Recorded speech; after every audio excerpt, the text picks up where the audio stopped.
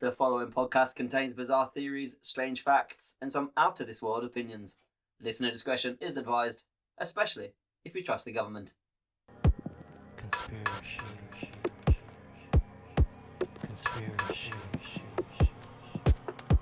What if the Earth isn't a spinning ball hurling through space at 67,000 miles an hour? What if that's just the story we've been told, while the truth has been hidden in plain sight? Ancient maps, NASA cover-ups, Antarctica's mysterious no-go zones. Flat Earth isn't just some meme, it's a movement. And if you've ever stood on a beach and thought, hang on, that horizon looks flat, well, maybe your eyes aren't lying to you. Maybe the globe is. Welcome to Conspirashy. Hello you guys, and welcome back to Conspirashy, the podcast where I dive headfirst into the weird, the wild, and the wonderful world of conspiracies. Quick disclaimer, this is a comedy podcast and an entertainment podcast, so I joke, I rant, I spiral into tangents, and it's probably not going to be taken for gospel. Last week I introduced a new segment in the form of mini-files, shorter, more compact episodes releasing once a month that can fit tidy into your lunch break. So be sure to check that out and make sure you're subscribed so you never miss an episode. This week is also pretty special because I'm evolving the podcast into a brand new format. That's right, Conspirashy just had a glow up. From now on, every episode is bigger, juicier, and more unhinged than ever. You're not just getting one wild theory each week anymore. Oh no, you're getting the full buffet. So here's how it's gonna go. We kick things off with the usual main theory of the week, and as you can tell by the title of today's episode, we're cooking up the flat earth theory. Yep. Then later in the episode, I'll be diving into 4 brand new sections, including, drumroll please, Conspiracy versus Science/Reality, where we put the official story head to head with the theory and we see which one comes out on top. Headline of the week. The breaking news segment where I take one of the world's biggest headlines and ask, is it really what it looks like, or is it just the next chapter in the conspiracy playbook? Tinfoil confessions. This section is hilarious because it comes straight from you lot. A lot of you have been sending me emails with stories, theories, or just something your uncle swore he saw after 6 points. And let me tell you, today's one is brilliant. So if you've got a mad story or theory, send it in to conspiracy@gmail.com and you might just hear it here. And finally, we'll be spinning the Wacky Wheel of Weird. This is where I spin a wheel and land on a random mini theory that no one saw coming. It's like the Wheel of Fortune, except instead of winning a car, you win existential dread. Which personally, I think that's a bit more valuable. So we have a lot to cover on our all-you-can-eat buffet today, and like any good buffet, there'll be some sad, cold, onion barges that nobody wants to touch. But hey, isn't that the fun? Let's dive in. So let's talk the flat earth theory. So this isn't new, it's not just some edgy TikTok teens or that guy on YouTube with a suspiciously messy bedroom. This is a theory that survived thousands of years. From ancient civilizations mapping the heavens, to sailors swearing the horizons never curved, to modern day skeptics saying NASA has been running the biggest green screen operation in history. And let me tell you, once you dive into it, Flat Earth actually connects with loads of other conspiracies. The moon landing, Antarctica, secret societies, even biblical prophecies. It's like the conspiracy version of a spider web. Tug one thread, and suddenly you're knee-deep in everything from Freemasons to lizard people. And before we start calling Elon Musk a lizard or screaming at globes in school classrooms, let's actually rewind and figure out where the hell did Flat Earth even come from? Because the funny thing is, Flat Earth isn't just some wacky new internet fad.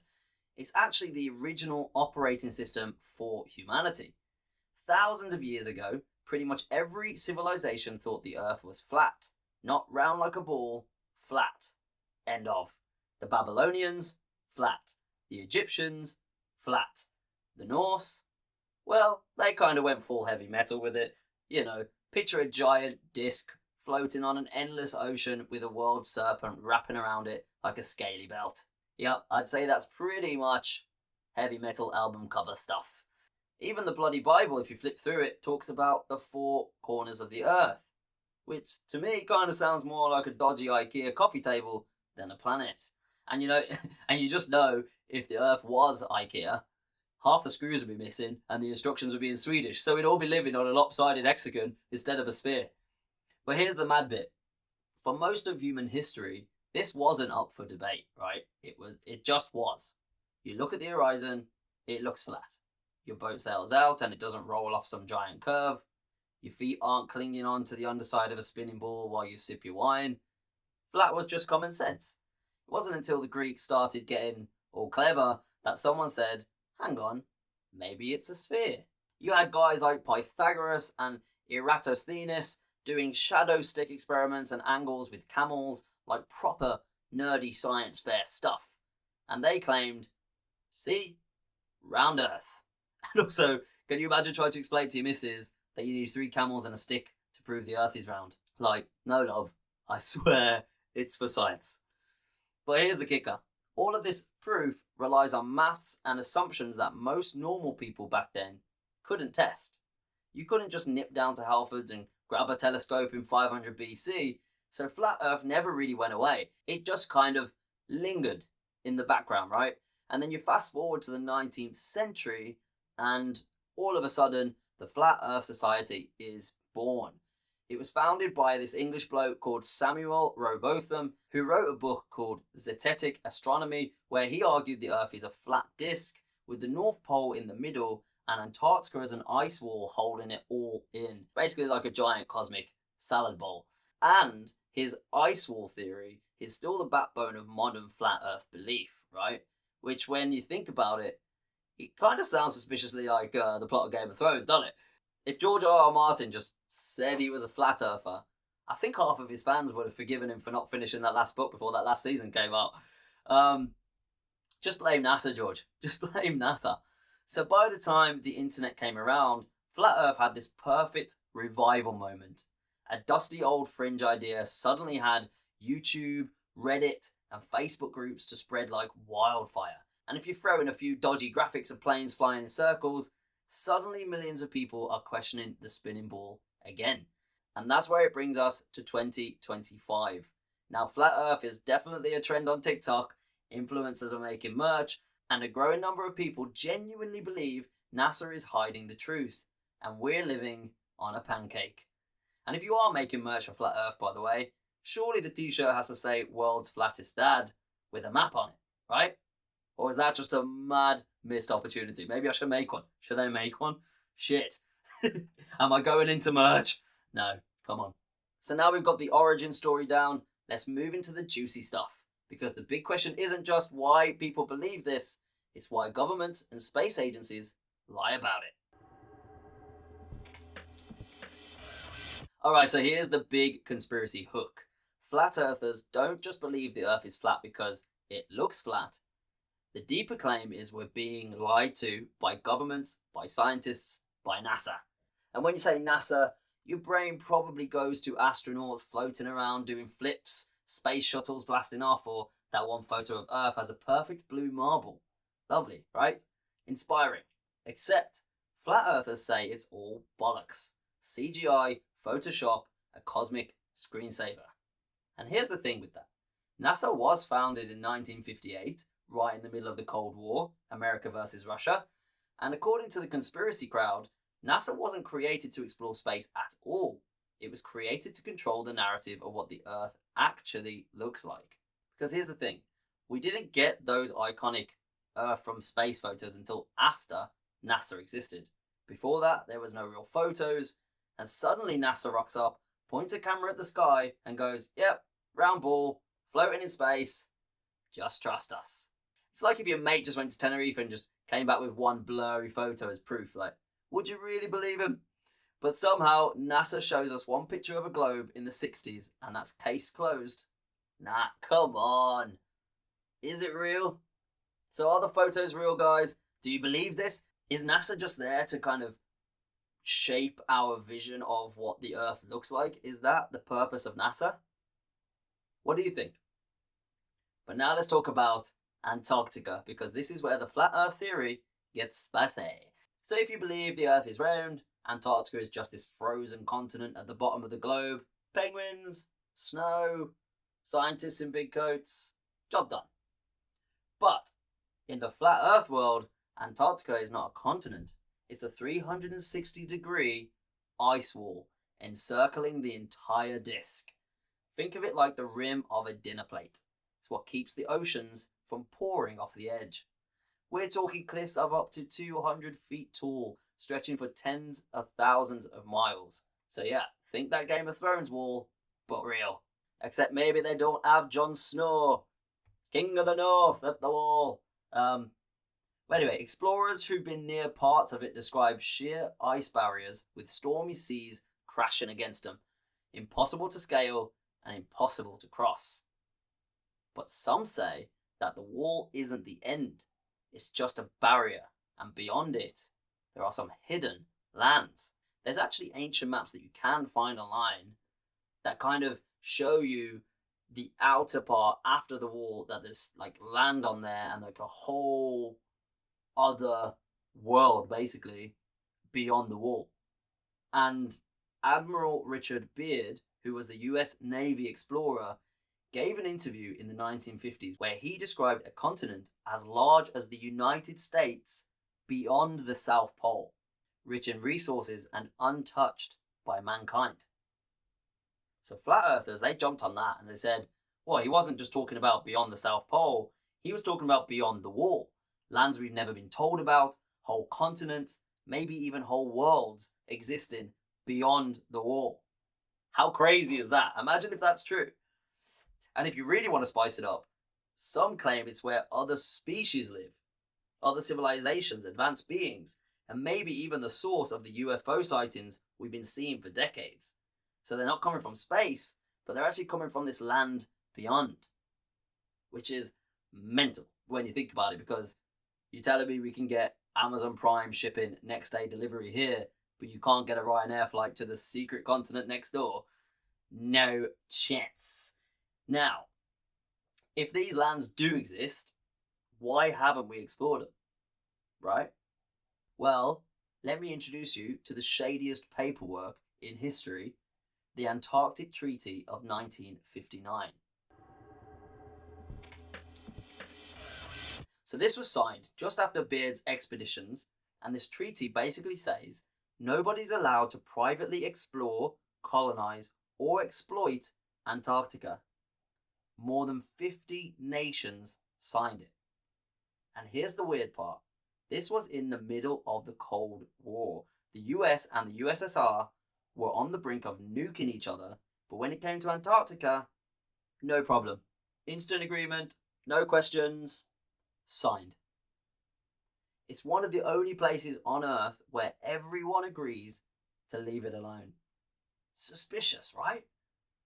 And to this day, it's airtight.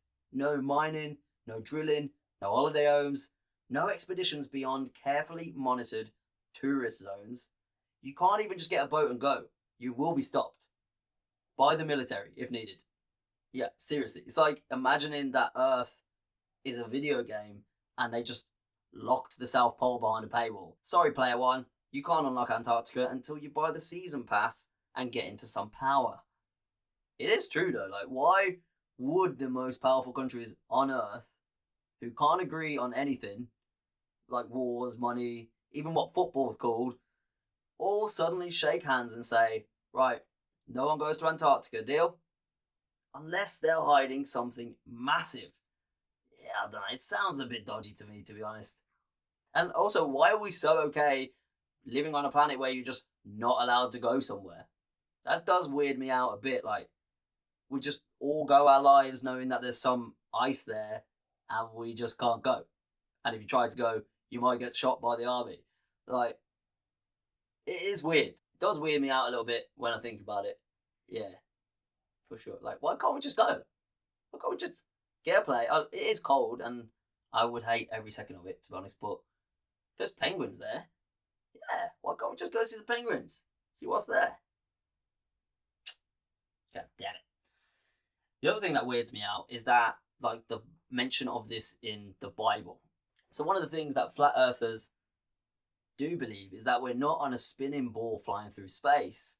We're actually under a dome, a solid firmament like the Bible describes in Genesis. The book of Genesis says God separated the waters above from the waters below, which does sound a lot like that flat earth dome model. It's also funny how the ancients and the conspiracy TikTokers end up agreeing on the same diagram. Like, it is funny. But under the dome is us, right? The oceans, the sun, the moon, and the stars. And then outside of the dome is the waters above, or the realms that we can't reach. So rockets, satellites, even the moon landing were all faked to maintain the illusion of outer space. And there are some old medieval maps and even some religious art showing Earth as a flat plane covered by a crystal dome. And who knows, maybe people back then, they weren't primitive, maybe they knew something. Some say this dome explains why we see UFOs blinking in and out, their reflections or things interacting with the barrier itself.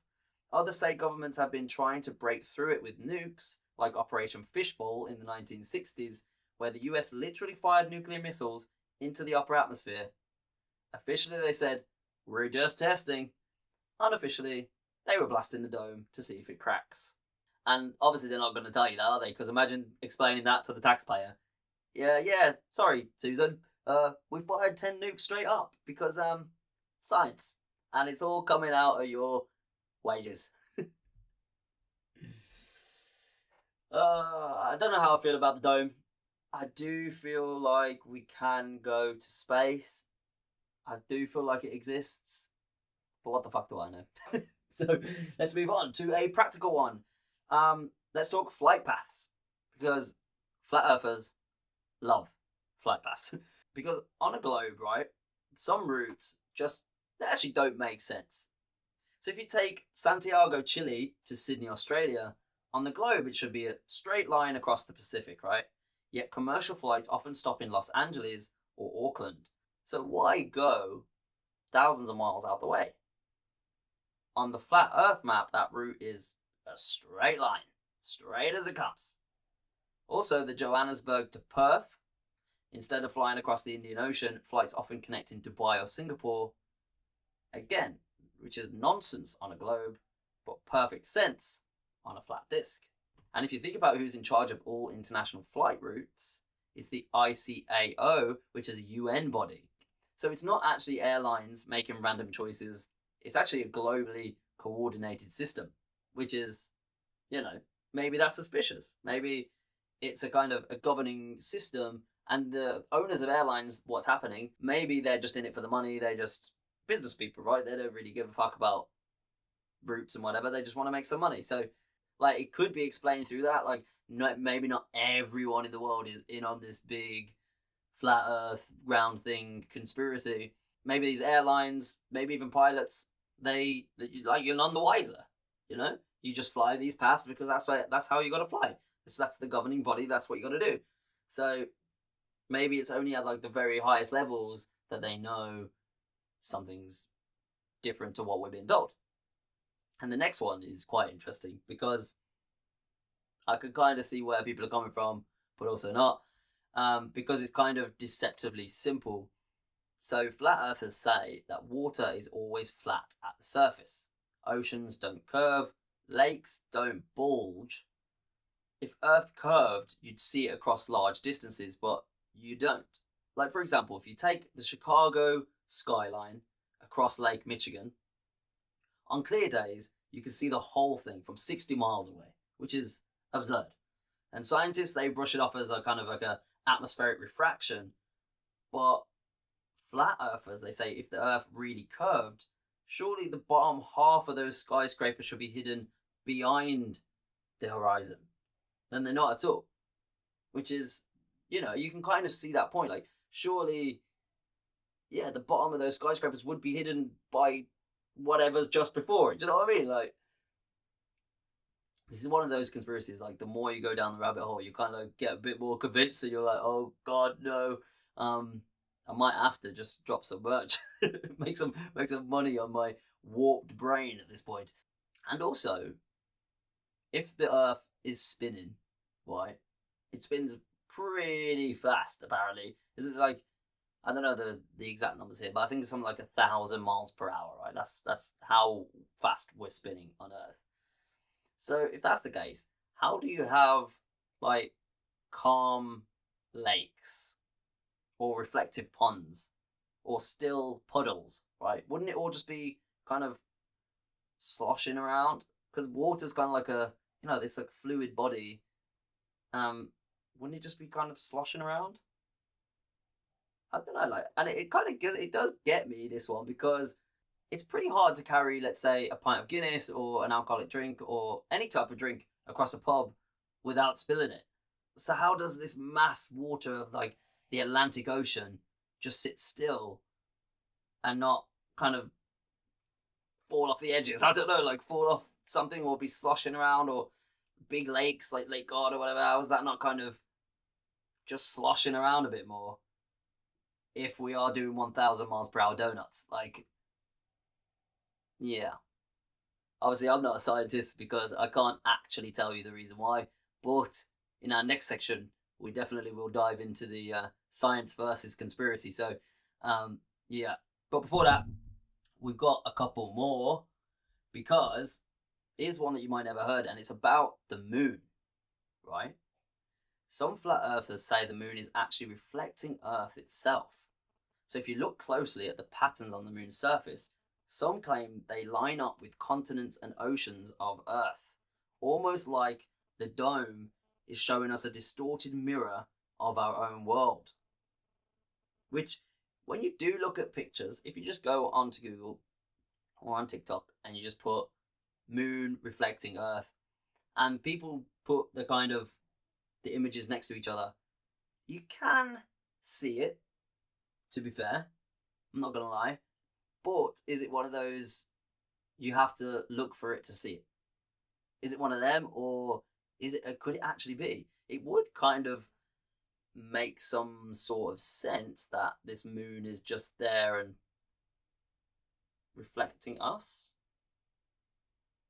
I don't know. Like, maybe it's not just a rock orbiting Earth. Maybe it is a projection or a reflection, or it's built into the system we're in. But if it is true, and every time you look at the moon, you're basically looking at a selfie of Earth. And imagine if we zoomed in one of them new Samsung cameras and we saw ourselves waving back. Yeah, no, I don't want to think about that. That's nightmare fuel. And lastly, the whistleblowers, the people, our favourite people.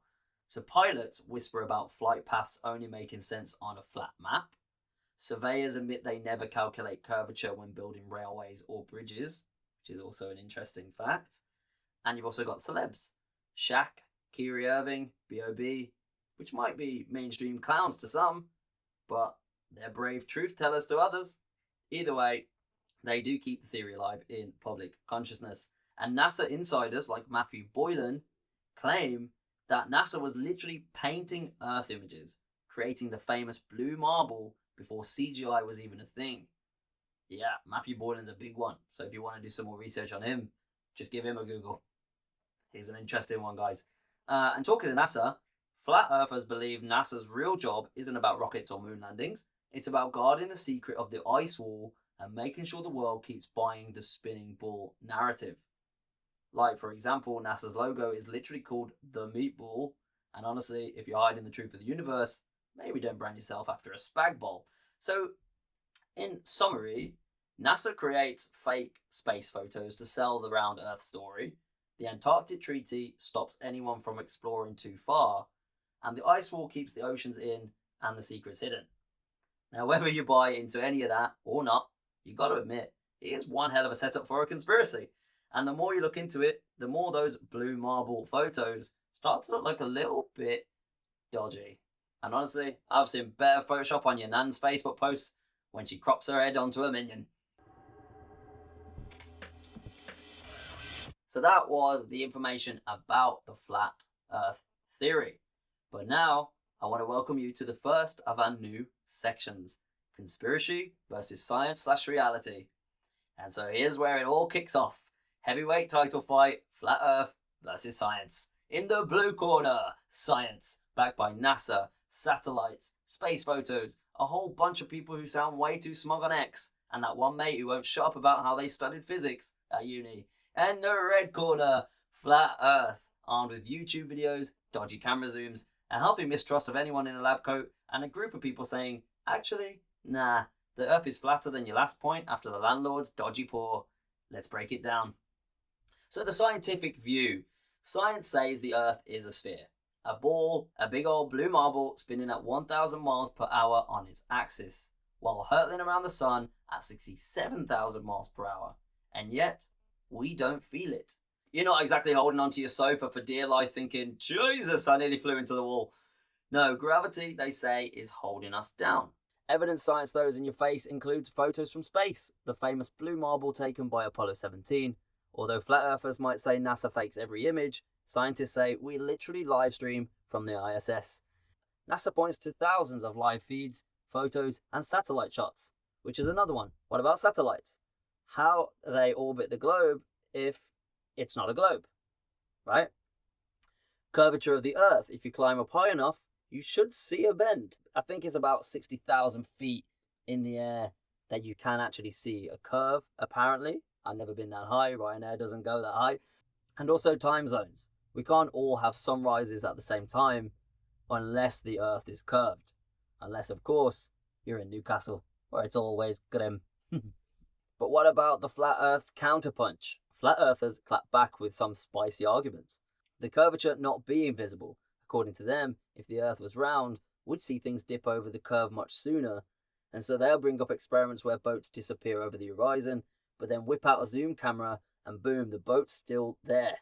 Science says, refraction, mate. Flat Earthers say, you're chatting bubbles. Next up, they say gravity is a lie. Instead, they argue the Earth is accelerating upwards constantly, pushing us down. So I'm imagining Earth on a cosmic lift that never stops. Yeah, it's a bit of a mad idea, but kind of love it. Next up, they say NASA is a scam. They point out glitches in space footage, bubbles in spacewalks, astronauts with harnesses, green screens. Flat Earthers basically say, if Love Island can fake drama, NASA can fake the moon. And finally, they look at planes flying level. If pilots were really circling a globe, shouldn't they keep dipping the nose every few minutes to avoid flying off into space? According to Flat Earthers, no pilot has ever reported doing that. Although, let's be honest, most of us just hope the pilot isn't necking a gin and tonic mid-flight. So let's take a look at the dome argument versus space. Science says space is infinite, planets everywhere, galaxies for days. Flat Earthers say, no, you're living under a giant glass snow globe, and the stars, they're just twinkly lights stuck up in the dome, the sun and the moon, tiny little spotlights moving about above us. Essentially, if you've ever been to a dodgy nightclub with a disco ball spinning above your head, you basically know the flat Earth model of the universe. So, where does that leave us? On one side, you got physics, satellites, astronauts who have risked their lives. On the other side, suspicion, dodgy footage, and a whole lot of I just don't trust the government. And let's be fair, mistrust in authority is a very human thing. If the government can't even get the bin collection schedule right, why should we trust them about the shape of the planet? The reality, unless you're building your own rocket and blasting yourself up there, you're kind of stuck choosing which story you want to believe. And by the way, shout out to Mad Mike Hughes, may he rest in peace, after he literally launched himself in a homemade rocket to try and prove the theory. So, who wins? Scientists are basically like, come on guys, we've known the Earth's around for 2,000 years, stop being silly. Flat Earthers go, if it's so obvious, why do you need to keep proving it? Science says globe. Flat Earthers say pancake. And me, I say, either way, it still costs £7.50 for a pint in London. That's the real conspiracy. So I wanted to take a quick look into why people believe in the flat Earth theory. Because nobody wakes up one day and just says, you know what, I fancy denying 500 years of science.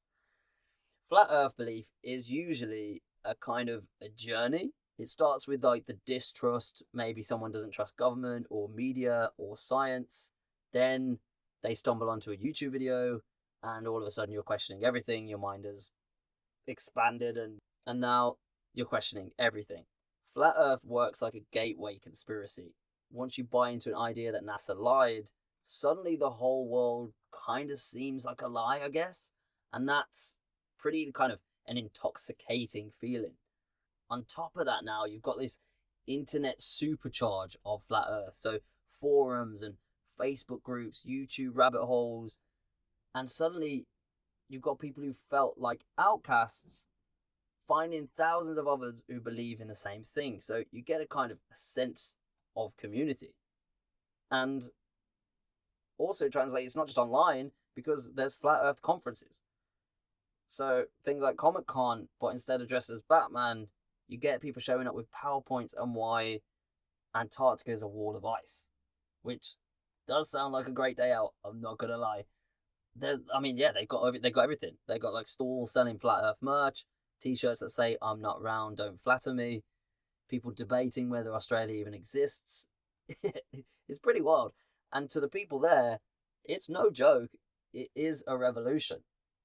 A revolution that's kind of like this belief that thrives on the feeling of being awake while everyone else is asleep. They call kind of non-believers globetards. They frame it as a kind of David versus Goliath, ordinary people uncovering a huge globe-shaped lie. And the more the media laughs at them, they dig in. And I think that's why it keeps spreading. No one likes to be told that they're stupid, right? So if you mock flat earthers, they're not just going to go, oh yeah, fair point. No, you're going to double down, because now you're feeling attacked. You're going to want to prove your theory is correct, right? And that's the thing with theories. It is just a theory. Most of science actually is just a theory that is waiting to be disproven. And when it's disproven and another theory is proven correct, that will become the mainstream science of it all, right? And I find that's what's so interesting about kind of people shunning flat earthers and saying like, oh, you lot are crazy, you're this, you're that, when all they're trying to do is prove a theory is correct, and all science is trying to do is keep proving that their theory is correct. And just like in science, there are people who are kind of leading the movement, right? Every movement has its figureheads. Science has theirs, and Flat Earth has people like Mark Sargent, who's the godfather of modern Flat Earth, Eric Dubay, who's a YouTuber and writer of the Flat Earth Conspiracy, and Matthew Powerland, who's an artist who calls NASA a fraudulent magician society. And you can find a ton of information about these guys online. So that's Mark Sargent, Eric Dubay, Matthew Powerland. If you want to go into more deep dives into kind of Flat Earth in YouTube format, podcasts or documentaries, I think there's a documentary called Behind the Curve that a lot of Flat Earthers watch. So if you're interested in that, you can definitely check that out. And they are all surprisingly charismatic. You know, they don't just throw the facts at you. They tell the story. They get you involved into it, and they do a really good job at convincing you that the Earth is flat. And I think the reason why it works is because at the heart of it all, Flat Earth is a rebellious thing. Believers get to feel like they've cracked the code and you've broken free from this matrix. So I don't think it's just about whether the Earth is flat. I think it's about saying that I'm somehow smarter than a scientist, or I've outwitted the system, or I've seen through the lie, you know. I think that's what the drug of it is. I think it's a powerful drug. And I think that's what people hold on to, especially in this theory and most conspiracy theories. To be honest, it's a very powerful drug to feel like you're above something. And that brings us to a close on the Flat Earth theory. So which side of the fence, or should I say the giant ice wall, do you sit on? Do you trust the scientists with their satellites and space maths? Or do you reckon we're all living on God's biggest pancake under a cosmic fishbowl? Ladies and gentlemen, I've just been handed an urgent and horrifying news story. Wait, what's that? We're getting some breaking news coming through for our next brand new section, Headline of the Week. Well, let's cross over to the studio. Tonight's top story, a mysterious interstellar object named 3I Atlas is on a direct course through our solar system. NASA says it's just a comet. Conspiracy theorists, however, are calling it what it really is, an alien mothership the size of Birmingham. Now, apparently, this rock is about 7 miles wide, travelling faster than your mate when the pub announces last orders. It'll swing by Earth in December, just in time for Christmas. Which makes sense, because what better way for aliens to introduce themselves than by ruining your nan's roast dinner? We go live now to our field correspondent, John, in the Midlands, who claims to have spotted unusual activity in the skies. Yes, thank you. I can confirm I saw a flashing light above Dudley last night. It may have been the mothership, or it may have been Dave setting off fireworks after 6 pints. Either way, morale is low, and the pub's out of crisps. Back to the studio. Thank you, John. And scientists insist there's no danger, but new conspiracy chatter suggests 3i Atlas could actually be a cosmic Noah's Ark carrying alien species desperate for a new home, a giant interstellar spy drone here to check if humans are still arguing over pineapple on pizza, or perhaps an elite evacuation craft ready to whisk billionaires into space the second the Wi-Fi goes down. We now cross over to our special alien affairs reporter, Keith, armed only with a telescope he bought on eBay. Yep, thanks. I've been monitoring the object for several nights now. It looks less like a comet and more like a Vauxhall Astra with fairy lights taped on.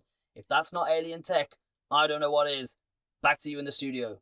Thanks, Keith. Oh wait, we're just getting an exclusive leaked transmission allegedly intercepted from the object itself.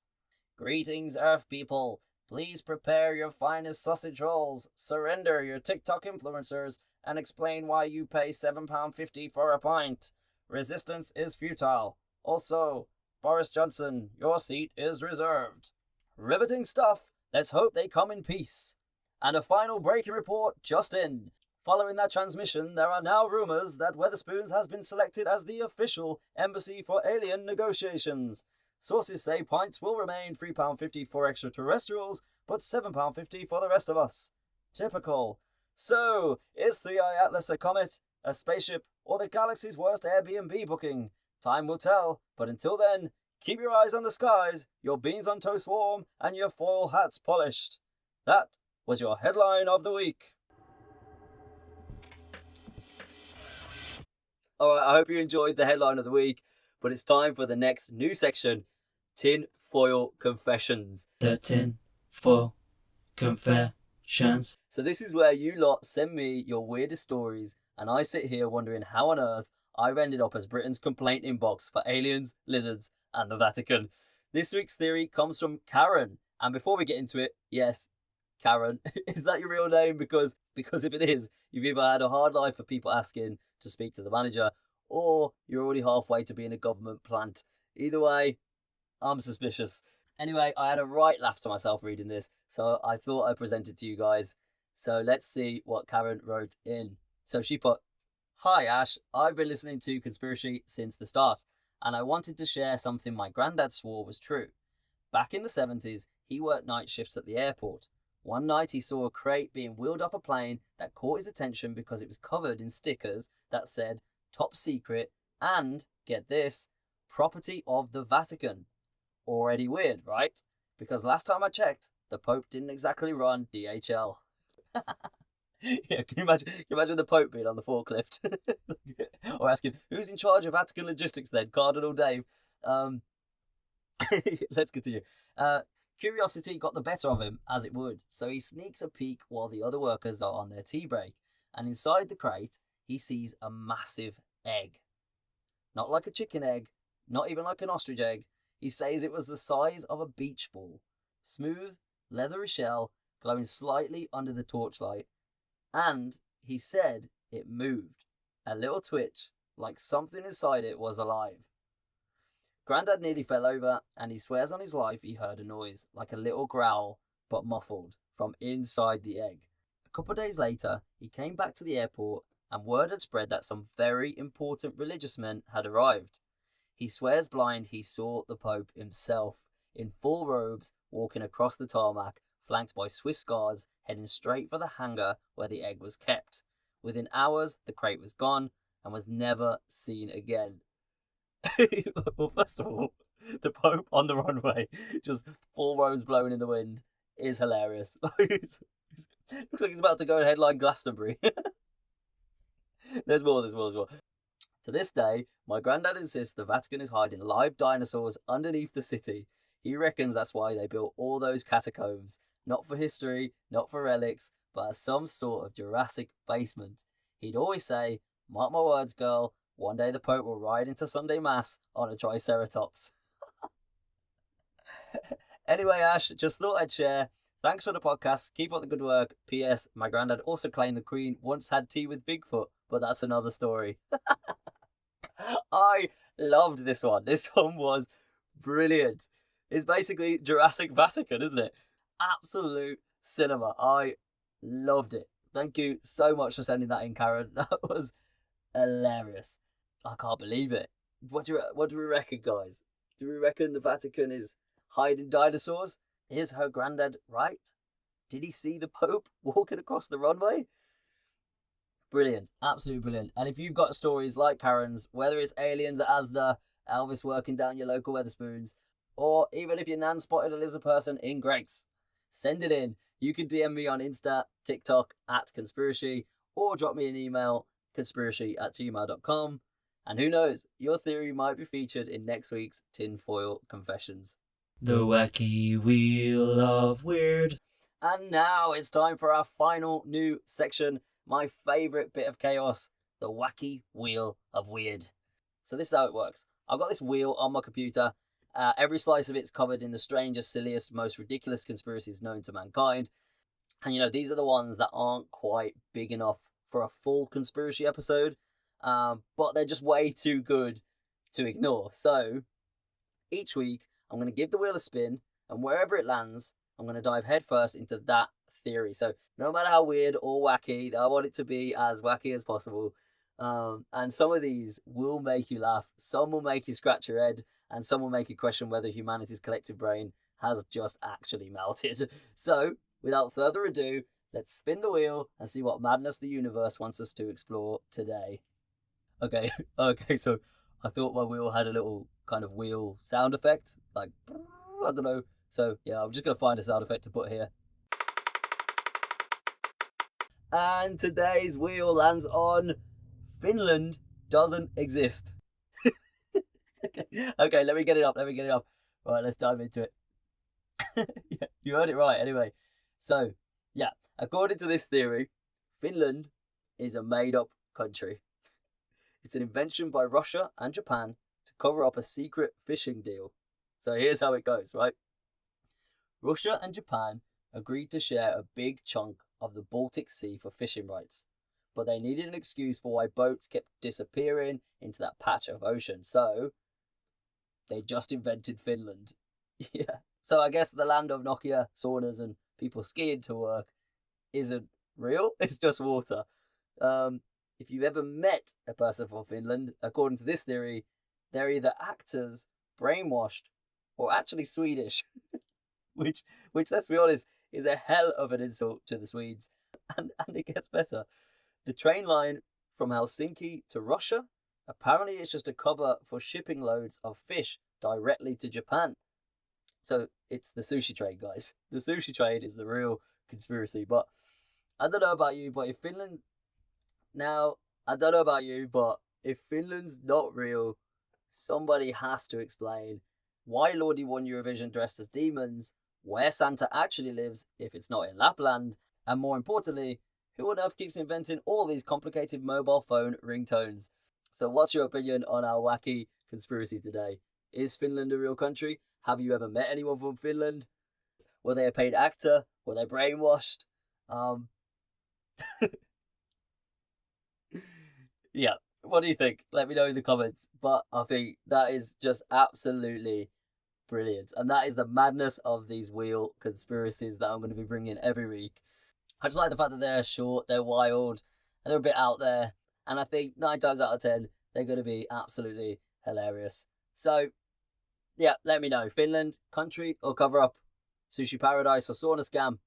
I'll let you decide. And that, guys, brings us to the end of today's conspiracy. We've spun the theories, climbed the ice wall, stared at the horizon, and even taken a detour through Vatican Jurassic Park. Maybe the Earth's a globe, maybe it's flat, maybe it's shaped like your nan's Yorkshire pudding after Sunday roast. The truth is, we don't know. But what we do know is somebody, somewhere, is lying to us. If you have enjoyed this episode of Conspirashy, do us a massive favour. Hit follow wherever you listen. drop a cheeky 5-star review. It helps more than you know. And if you can, share it with someone you know so we can grow our listeners. And if you want to reach out, you can find me on TikTok, Insta, and everywhere else at Conspirashy. And you can also get involved in the comments on Spotify or YouTube or via email, conspirashy@gmail.com. If you've got any crazy stories, definitely send those in. Until next time, keep your tinfoil hats polished, keep questioning everything, and remember, the truth is out there. Conspiracy.